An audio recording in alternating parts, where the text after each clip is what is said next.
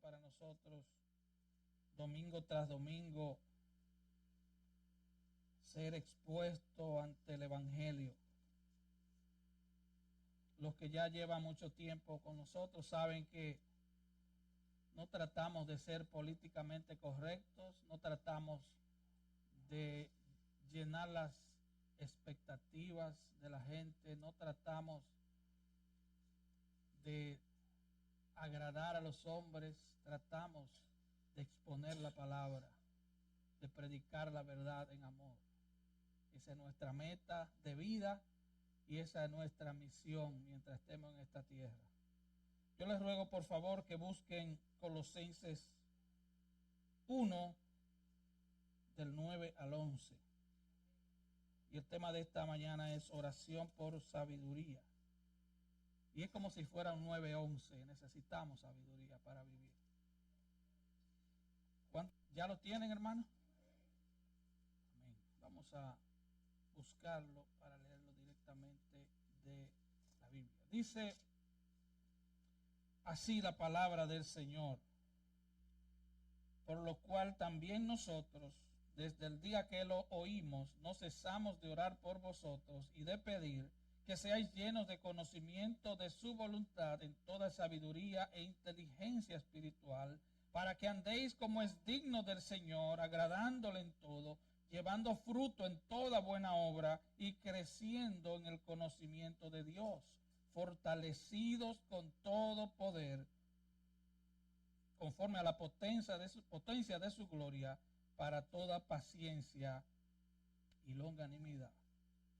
Padre, toma tu palabra predicada y aplícala con poder a cada corazón.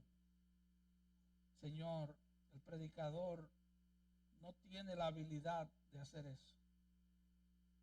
Es tu palabra, Señor.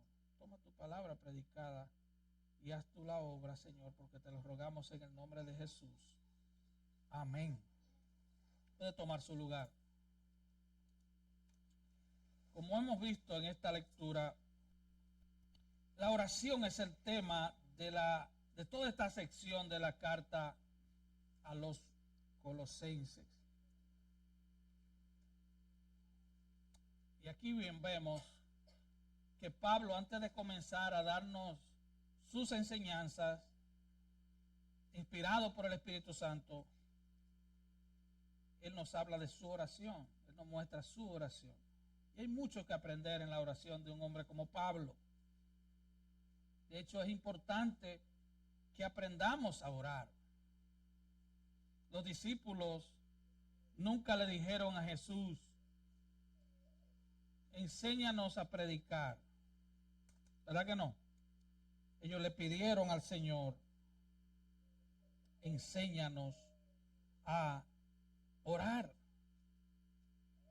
Y es que la oración para la vida del creyente es como la respiración, es como el oxígeno para el cuerpo. La oración. Nunca podríamos enseñar demasiado sobre la oración, porque la oración es la vida de la iglesia y es la vida del creyente. Si es que Pablo comienza hablándonos de su oración. ¿Cómo oraba Pablo? Bueno, sus oraciones estaban, número uno, llenas de acción de gracias. Es una parte importante, dar gracias, estar agradecido. De hecho, un corazón ingrato, Dios lo rechaza. Cada día que usted despierta, usted debería dar gracias. Desde que usted tira el pie al piso y usted dice: oh, todavía estoy vivo. Usted debería dar gracias, deberíamos dar gracias. Pero Pablo siempre oraba por algo. Él oraba por sabiduría y conocimiento espiritual. Él oraba para que Dios le diera sabiduría y conocimiento espiritual a cada destinatario de cada carta. Mira cómo oró Pablo por los Efesios, Efesios 1:17. Él decía: para que el Dios de nuestro Señor Jesucristo, el Padre de gloria, os dé espíritu de sabiduría y de revelación en el conocimiento de Él. Él oraba por los efesios para que Dios le diera espíritu de sabiduría y revelación del conocimiento de Cristo. Él oraba por los filipenses y decía, esto pido en oración, que vuestro amor abunde aún más y más en ciencia y en todo conocimiento. Aquí él pide que los hermanos de Filipos tengan amor y conocimiento. Y en la pequeña carta a Filemón, él ora para que la participación de tu fe sea eficaz en el conocimiento de todo el bien que está en vosotros por Cristo Jesús. Pablo está pidiendo que Filemón conozca todo el bien que ha recibido en Cristo. Que no se trata de hacer una oración de confesión de fe y quedarnos ahí. Tenemos que pedir a Dios por conocimiento, por sabiduría espiritual. Ahora, la oración es central en las cartas de Pablo y en toda la Biblia. Y podríamos decir que la oración es un misterio. Por un lado, sabemos que Dios es soberano. ¿Qué significa que Dios es soberano? Que Dios tiene control de todo lo que sucede en el mundo. Dios es soberano. Como lo dijo R.C. Sproul, no hay partículas sueltas en el universo de Dios. Cada cosa que se mueve está bajo el control de Dios. Dios tiene control de todo en cada instante del día. Dios es soberano sobre Satanás y los demonios. Dios es soberano sobre el mal y sobre el pecado. Dios es soberano sobre las naciones. Dios es soberano sobre la naturaleza y los fenómenos naturales. Dios es soberano sobre la dolencia, la enfermedad y la muerte. Dios es soberano sobre las personas y sus decisiones. Dios es soberano sobre nuestros planes particulares. Dios es soberano sobre la casualidad y el destino. Dios es soberano sobre el universo. Miremos solo dos textos como prueba de eso, porque me gustaría dar una serie sobre esto, pero dos textos. Salmo 115:3, nuestro Dios está en los cielos, todo lo que quiso ha hecho. Todo lo que Él quiso lo ha hecho, en pasado. Ahora vamos a ver ese texto en futuro, Salmo 135:6. Todo lo que Jehová quiere lo hace. En los cielos, en la tierra y en los mares y en todos los abismos. Ahora, Dios es soberano sobre todo, sin embargo, ese Dios soberano ha establecido, ha decretado que muchas de las cosas que sucedan a través de la oración de su pueblo. Así que hay como una fricción en estas dos cosas.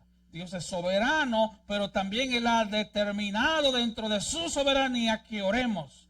Dios quiere hacernos partícipes de la bendición que Él quiere darnos. Él no quiere que tú seas un espectador, que tú seas simplemente un consumidor, que tú te quedes simplemente mirando lo que Dios va a hacer. No. Dios quiere que tú ores, que tú intervengas. Tu oración es vital. Dios te manda que ores. Así que vamos a ver el texto de hoy en dos partes, la petición y los resultados de la petición. Y vamos a hacerlo un poco rápido para que participemos de la mesa del Señor. Y la petición está en el versículo 9.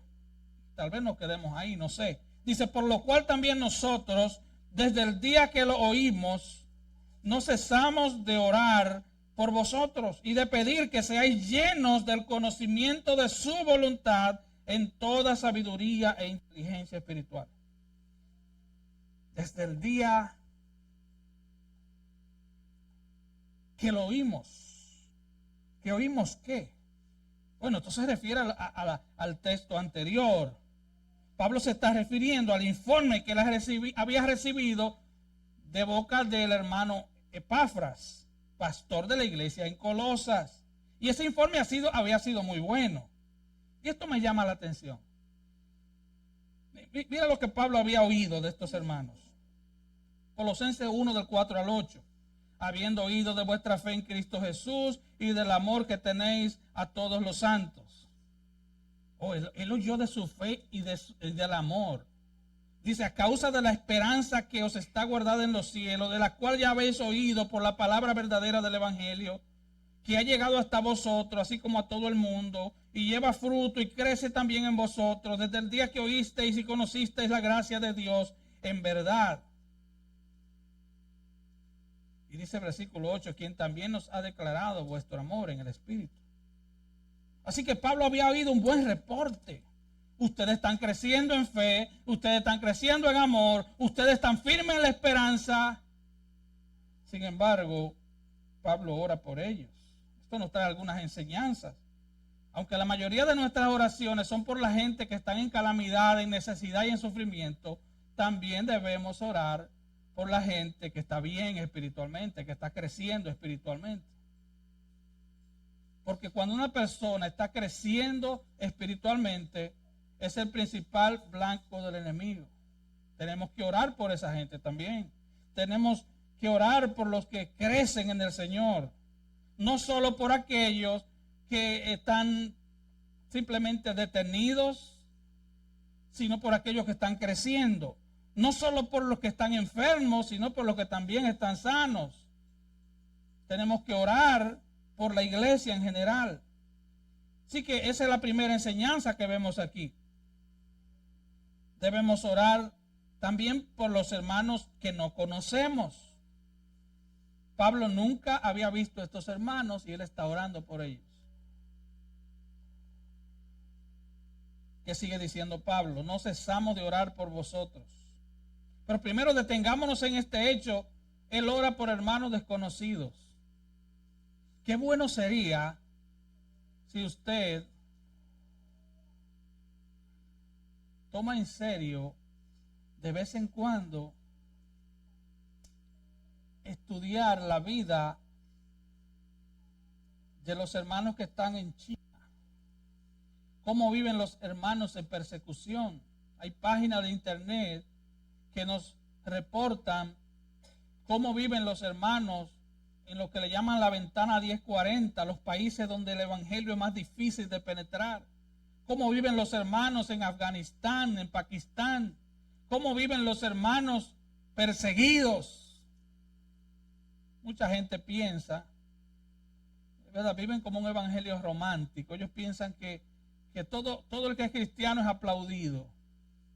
No. Hoy en día muere más gente, más creyentes que en el primer siglo. Mucha gente muere por su fe en Cristo y debemos orar por ellos. Debemos salirnos de esa cajita, de esa burbuja. Hay gente que está sufriendo simplemente por profesar algo que a ti te es tan fácil. Nosotros venimos al templo y nos vestimos bien y tranquilo, nadie te molesta en el camino y nos molestamos si el aire no está encendido o la calefacción no está encendida. Ellos se congregan a costa de sus propias vidas. Ya muchos los matan. Entonces debemos orar por esos hermanos también. Pablo dice entonces, no cesamos de orar por vosotros. Orar sin cesar es un mandato. Primera Tesalonicenses 5:18. Es un mandato bíblico. Y usted dirá, pero ¿y cómo yo hago eso? Bueno, Pablo oraba sin cesar por los hermanos de Colosas. ¿Qué significa orar sin cesar? Número uno, no significa estar 24 horas al día, 7 días a la semana de rodillas. No, tenemos muchas cosas que hacer. Pero ¿qué significa entonces orar sin cesar? Significa, número uno, tener conciencia de que estamos en la presencia de Dios 24/7. ¿Usted entiende eso? Estamos en la presencia de Dios. Nosotros vivimos 24 horas al día, 7 días a la semana en la presencia de Dios. Dios es omnisciente. Dios es omnipresente. Él está presente en cada lugar donde tú estás. Él está consciente de su presencia. No estoy hablando de que sienta su presencia. No, su presencia está ahí. Él está ahí. No te lleves de lo que sientas. Nosotros no podemos ser cristianos sensuales, de que yo siento, y yo siento, y yo siento. Y vivir de un emocionalismo barato. El mismo emocionalismo que tú puedes sentir en un campo de fútbol. El mismo emocionalismo que tú puedes sentir viendo una película y llorar. No. Yo estoy hablando de una verdad bíblica. Él está presente en todo lugar. Él está presente aún en esos lugares donde te metes que no debes meterte. Ahí Él está presente. Él está presente. Entonces, orar sin cesar, número uno, es estar consciente de esa presencia. Orar sin cesar es ver el mundo con los lentes de Dios, con los lentes de la palabra de Dios. Yo voy pasando por una calle, veo que alguien tiene un accidente, yo oro. Eso es orar sin cesar. Yo veo a alguien en necesidad, si no lo puedo ayudar, oro. Yo estoy en el trabajo y veo que hay una situación que no puedo resolver, yo oro. Eso es aparte de nuestro tiempo de oración. Porque debemos apartar tiempo para orar. Eso es aparte de nuestro tiempo devocional con el Señor. Pero nosotros no podemos limitarnos a un tiempo en la mañana y un tiempo en la noche. Porque el mandato bíblico es orar sin cesar. ¿Qué significa además orar sin cesar? Significa estar consciente de la gente, conocer la gente y conocer las necesidades de la gente. Eso no significa que nos andemos inmiscuyendo en los problemas que la gente no quiere decirnos. Es simplemente abrir nuestros sentidos y orar por lo que sabemos de los hermanos, de la gente. Orar es estar consciente de Dios, de la presencia de Dios, y es estar consciente de la gente. Necesitamos orar por los hermanos. Necesitamos, hermanos, conocernos unos a otros. Si es posible, esto no es una iglesia grande, podemos conocer los nombres de los hermanos y orar por los hermanos.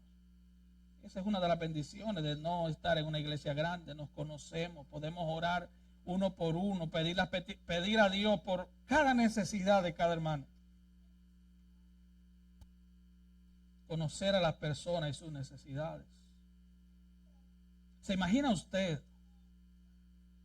que cada vez que usted se sienta tentado a chismear de alguien, usted ore por esa persona?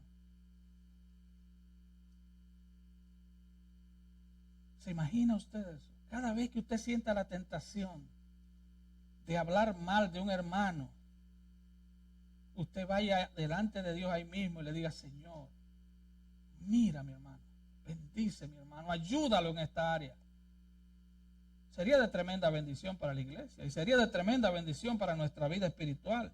Cada vez que queremos hablar mal de alguien, ora por ese alguien. Así que ambas cosas estaban presentes en la vida de Pablo. Él amaba tanto a Dios, su amor por Dios lo llevó a tener comunión íntima y permanente con Dios. De eso se trata orar sin cesar. Tener comunión íntima con Dios. Tú no puedes hablar con alguien con quien no tienes intimidad. Que tú vivas un evangelio de domingo y vengas el domingo y te desconectes con Dios a partir del lunes. Y que tú vivas haciendo todo sin tomar en cuenta a Dios. No. El amor que Pablo tenía por Dios lo llevó a buscar comunión íntima y lo llevó a buscar comunión permanente con Dios. Cuando tú tienes comunión con Dios de manera permanente, la frecuencia está abierta. No es un teléfono para llamar a Dios, no es el teléfono rojo del presidente que tú usas en tiempo de emergencia. No es el 911 para llamar a Dios en tiempo de emergencia, es un walkie-talkie. Siempre el canal está abierto. Tú siempre estás listo para mandar misiles al cielo. Tú siempre estás listo para hablar con Dios cuando estás subido en una escalera trabajando y cuando te acostaste. Tú estás siempre listo para hablar con Dios. Siempre. La línea siempre está abierta. Y tú dirás, pero son más de, creo que ya son 8 billones de habitantes. Pero oye esto, cuando tú hablas con Dios, es como que Dios, escucha bien, es como que Dios, eso es lo que nos enseña la Biblia, es como que Dios deja a un lado a todos los demás y te escucha a ti. Solo Dios puede hacer eso, porque Él es todopoderoso. Él te escucha a ti. Cuando tú hablas con Dios, Él te escucha a ti. Olvídate de los otros restantes 8 billones de habitantes. Él te escucha a ti. Pero para eso tenemos que vivir en comunión con Dios. Así que Él vivía en comunión con Dios para orar sin cesar, pero Él amaba a la gente para poder conocer la gente y amar específicamente por la gente. Tú no puedes aislarte con Dios, alejarte de la gente para hablar con Dios. Tú tienes que mostrar tu amor por los hermanos, así como tú amas a Dios. Pero además, Pablo pide que los colosenses sean llenos del conocimiento de su voluntad. Él dice, no cesamos de orar por vosotros. ¿Cuál es la petición? Pedir que seáis llenos del conocimiento de su voluntad en toda sabiduría e inteligencia espiritual. Ahora detengámonos en la palabra lleno, ser lleno. Él no pide, oh Señor, permite que ellos conozcan su voluntad. No, Él quiere que ellos sean llenos del conocimiento de su voluntad. Y la palabra lleno aquí en el griego es plero, que significa totalmente lleno o controlado por. Esta es la misma palabra que aparece en Efesios 5:18. No se embriaguen con vino, en lo cual hay disolución. Antes bien, sed llenos del Espíritu. Y él usa un contraste. Así como tú te tomabas tu botella y la botella te controlaba, ahora que el Espíritu te controle. Es un contraste que Pablo está usando. Es simplemente la voluntad de Dios es que seas lleno, es que seas controlado. No es que tengas un chispito de conocimiento, un poquitito. No, es que Juan 3:16 y ya y te quedaste ahí. Y no crezcas en el conocimiento de Dios. Y seas un cristiano sin Biblia. No conozcas las Escrituras. Y creas cualquier cosa. Y cualquier viento de doctrina te lleve. Y tú andas escuchando cualquier tontera que la gente dice. Y te conviertas simplemente en un seguidor de un pastor. Y lo que el pastor diga, eso se hará. Si el pastor dice brinca, yo brinco. Y si el pastor dice digan aleluya, yo digo aleluya. Y eso lleva a que muchas sectas mortales y peligrosas se hayan levantado en el mundo. Gente que no están llenos del conocimiento de Dios. Así que en Efesios 5:18 él dice, hey, no se llenen de alcohol, llénense del Espíritu. Entonces, ¿qué va a pasar con un creyente lleno del Espíritu? Recuerde, la espada del Espíritu es la palabra de Dios. Tú me muestras un creyente lleno de la palabra de Dios y yo te mostraré un creyente lleno del Espíritu. No es lleno de emocionalismo, no es lleno de palabrería, es lleno de la palabra santa y revelada por Dios, es lleno de la palabra de Dios. Es un creyente que se ha decidido a amar la ley de Dios, que puede decir, como dijo el salmista en el Salmo 119, oh, cuánto amo tu ley. Son gente del Salmo 1, el creyente que dice que en ella medita de día y noche, que saca tiempo para amueblar su mente con la palabra de Dios.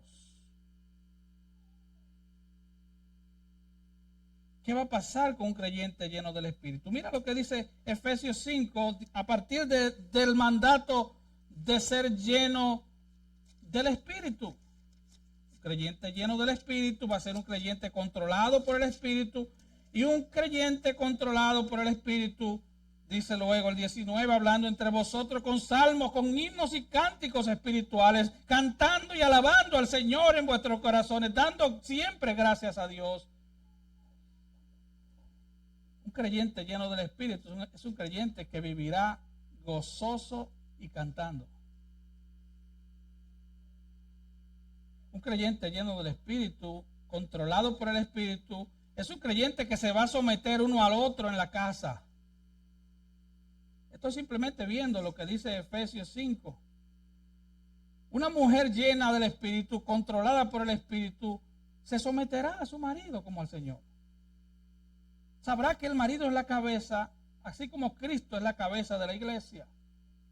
Hermana, si tú no respetas la autoridad de tu marido, tú no estás respetando a Cristo. Eso es lo que eso dice. No, pero usted no sabe el marido que yo tengo. No, pero la Biblia dice que él es tu cabeza. Y si él no cumple las expectativas de Dios, él se la va a ver con Dios. Un creyente lleno del Espíritu, un hombre lleno del Espíritu, controlado por el Espíritu, dice el versículo 25, que va a amar a su mujer como Cristo amó a su iglesia. La va a amar sacrificialmente, la va a honrar como un vaso frágil, le va a servir con amor.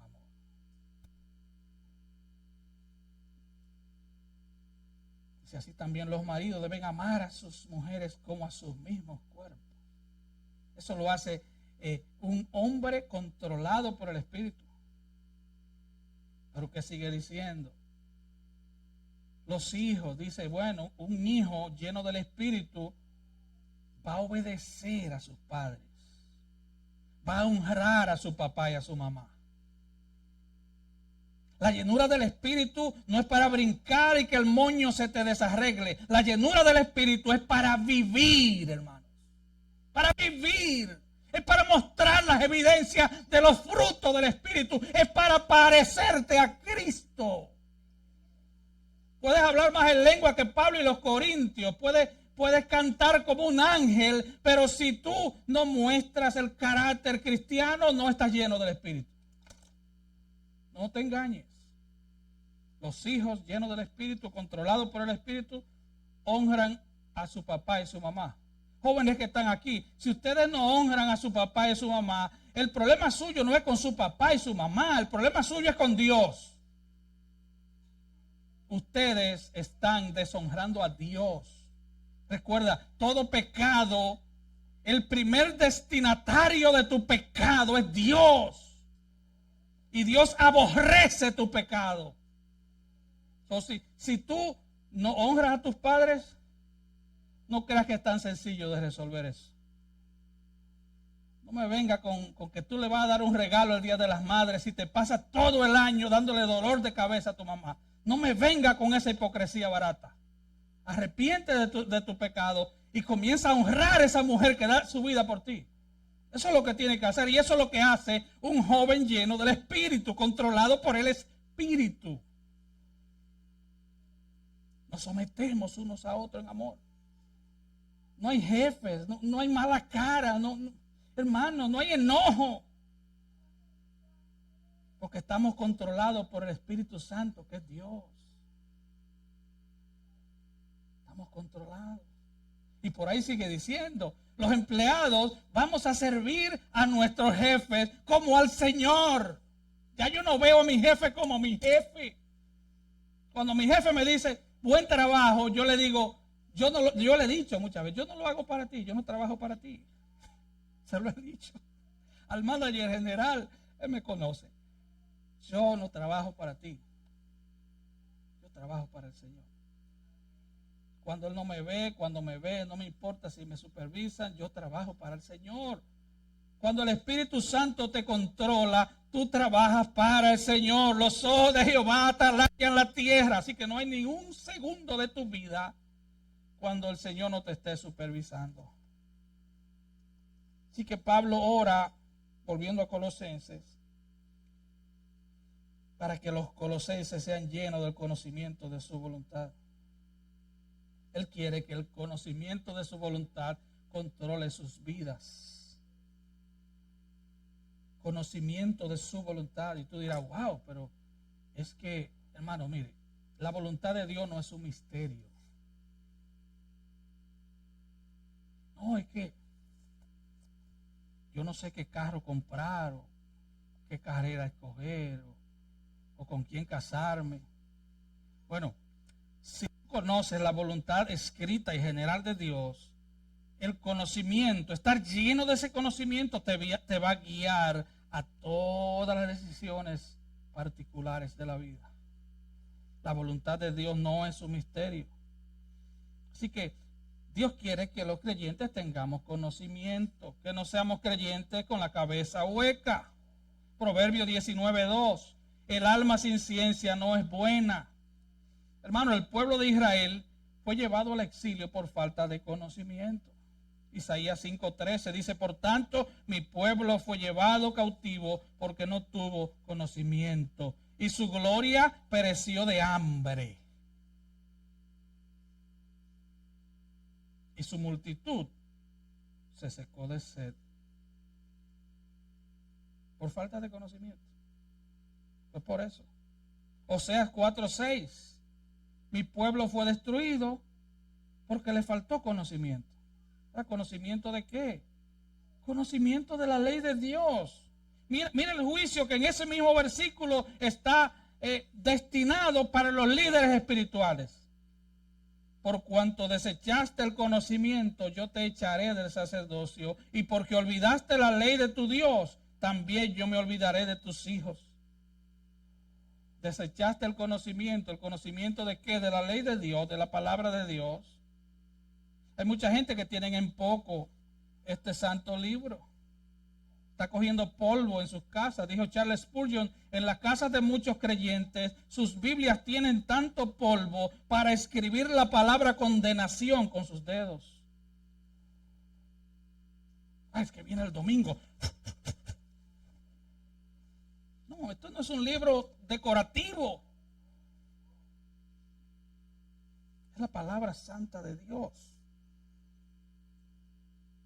Primera de Corintios 14:20, yéndonos al Nuevo Testamento, hermanos, no seáis niños en el modo de pensar, sino sed niños en la malicia, pero maduros en la forma de pensar. Efesios 4:13, hasta que todos lleguemos a la unidad de la fe y del conocimiento del Hijo de Dios. Versículo 14, para que ya no seamos niños fluctuantes, llevando por doquiera de todo viento de doctrina, sino que siguiendo la verdad en amor, crezcamos en todo, en aquel que es la cabeza, esto es Cristo. Es por eso que Colosenses 3:16, vamos a ver luego que dice, la palabra de Cristo mora en abundancia en vosotros. Usted no puede ser un cristiano de un sermón de 45 minutos un domingo. Váyase a su casa, estudie lo que el pastor predicó y venga con preguntas o con correcciones. Sí. Es su vida espiritual. Es su vida espiritual que está en juego. Usted tiene que ver, estudiar, ser como los hermanos de Berea allá en el libro de los Hechos, que Pablo predicaba y ellos se iban a su casa a estudiar lo que Pablo había predicado. Así que si nuestra mente está llena del conocimiento de la palabra de Dios, entonces el conocimiento de la palabra de Dios controlará nuestras mentes. Y hermano, lo que controla tu mente controlará tu comportamiento. Primero todo se produce aquí. Así que Pablo ora para que los colosenses sean llenos del conocimiento de su voluntad. De su voluntad. Su voluntad no es un misterio. El que tiene un conocimiento, el que tiene un corazón obediente delante de Dios y una mente controlada por la palabra de Dios, conocerá su voluntad. Dice el salmista en el Salmo 119:100, más que los viejos he entendido, porque he guardado tus mandamientos. Así que hay una combinación entre obediencia y entendimiento. Si tú vas delante de la palabra de Dios con un corazón humilde, el Señor te va a mostrar qué hacer. Ahora, si tú vas delante de la palabra buscando una justificación para tu pecado, tú jamás vas a conocer la voluntad de Dios. Romanos 12:2, el texto clásico, no se conformen a este siglo, sino sean transformados por medio de la renovación del entendimiento para que compruebes cuál es la voluntad de Dios, que es buena, que es agradable y que es perfecta. Así que Pablo ora para que estos hermanos tengan sabiduría y entendimiento espiritual. Un creyente con una mente controlada, llena de la palabra de Dios, conocerá la voluntad de Dios. Porque es el Espíritu Santo quien usa ese conocimiento para que vivamos vida piadosa. Dios quiere que vivamos vida piadosa. Dios quiere que seamos testigos de Él aquí, en la escuela, en el trabajo, en la calle, en la casa. Dios no quiere que seas un robot. Dios quiere que tengas personalidad propia. Pero si eres cristiano, eso significa que eres de Cristo, que perteneces a Cristo. Eso significa que estás en Cristo. Estamos unidos a Cristo. Pablo 25 veces refiere esa frase específica: en Cristo. En Cristo. Y quiero terminar con lo que dice Louis Berkhoff. Él define la unión con Cristo. Él dice que es aquella unión espiritual, íntima y vital entre Cristo y su pueblo. Es una unión espiritual, íntima y vital. Si tú eres cristiano, tú vives en Cristo. Tú estás en Él y Él en ti. Tú le perteneces a Cristo y Cristo te pertenece a ti. Es una unión íntima, espiritual, vital entre Cristo y su pueblo, en virtud de la cual Él es la fuente de la vida y de la fuerza de ese pueblo, de su bienaventuranza y de su salvación. Hermanos, Cristo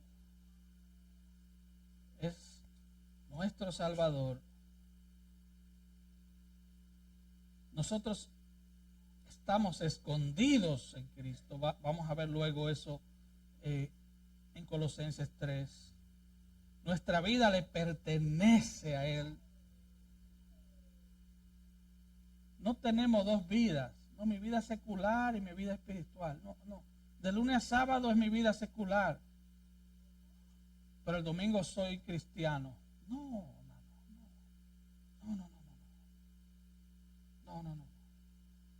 Yo soy tan cristiano con una brocha en la mano y mi ropa llena de pintura de diferentes colores como José, como cuando estoy en el púlpito. Yo debo ser cristiano en casa.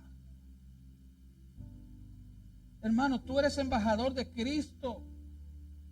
Tú fuiste designado y designada como representante del reino más poderoso de la tierra. Tú representas a un rey que no es cualquier rey, que es rey de reyes y señor de señores.